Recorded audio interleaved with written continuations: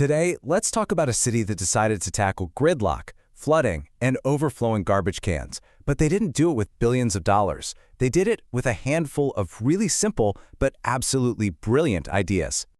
Just think about your own city for a second. I'm willing to bet you deal with at least one of these headaches, right? Traffic jams, sudden floods, trash piling up. It can feel like these are just unsolvable problems of modern life. But what if I told you it doesn't have to be that way? So where is this place? We're headed to Curitiba, a city of about 2 million people in southern Brazil. And for decades, it's been this incredible living laboratory for ideas that, honestly, other cities are only just now starting to catch up to. So how on earth did they pull this off? Well, it was no accident. This was all part of a long-term, deliberate plan. And the guy behind it all was an architect turned mayor named Jaime Lerner. He and his team didn't just want to patch up problems. They wanted to totally reinvent what a city could even be. First thing on their lists, a problem that literally every major city on Earth faces: transportation. With his population booming, Curitiba was on a collision course with total gridlock. Now, the typical playbook says you build a super expensive subway system, but they had a much cleverer idea. They basically invented something called Bus Rapid Transit, or BRT.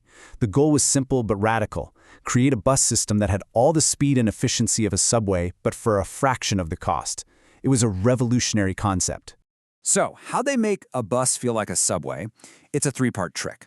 First, they gave the buses their very own lanes, so they could just blow past all the traffic. Then, they designed these cool tube-shaped stations where, and this is the key, you pay before you get on.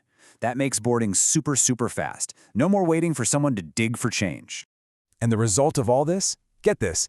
The system is so efficient, it carries around 2 million passengers every single day. That is a massive number. We're talking capacity that rivals some underground train systems, all done above ground. And you know what? It actually worked. A staggering 70% of the city's commuters now use public transport. I mean, think about what that does to congestion. It means fewer cars, less pollution, and just a way more livable city for everybody. But Curitiba wasn't done yet. Their next big idea was to completely rethink what a park is for. They didn't just want to build pretty green spaces. They wanted to build parks that had a job to do. And believe me, they went all in. Curitiba has over 50 square meters of green space for every person. To put that in perspective, that's almost double what you'd find in a lot of European cities. It's an incredibly green place. And here is where the real genius kicks in. The city planners asked a simple question. Okay, it's great that we have all these parks, but what other problems can they solve for us? And the answer they came up with saved them millions. You see, the city is prone to flooding. Now, the traditional, expensive fix would be to build massive concrete canals.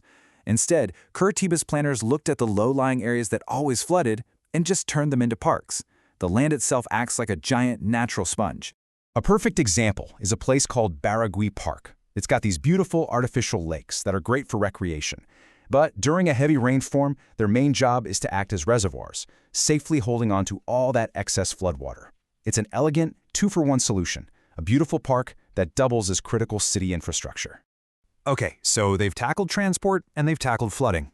What's next on the list? Waste. And once again, Curitiba's solution wasn't just about logistics, it was about people. This quote really just says it all. They launched this incredible program called the Green Exchange, and its whole purpose was to directly connect taking care of the environment with taking care of the community. Here's the deal. Residents, especially those in low-income areas, can bring their sorted recyclable trash to a local center. In exchange, they get bus tickets or fresh food grown by local farmers. It's a total win-win-win. It gets people to recycle, it supports local farmers, and it helps families who need it most. And the result? Thanks to this and other programs, a mind-blowing 70% of the city's waste gets recycled. That is one of the highest rates in the entire world, and it's all driven by a system that simply understands people. Now, it's really important to be clear about something. Curitiba is not a perfect utopia. In fact, the success of the past has created a whole new set of challenges for today.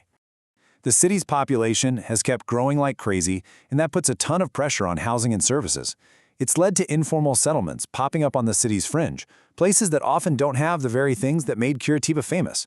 So the blueprint isn't finished. The work is never really done.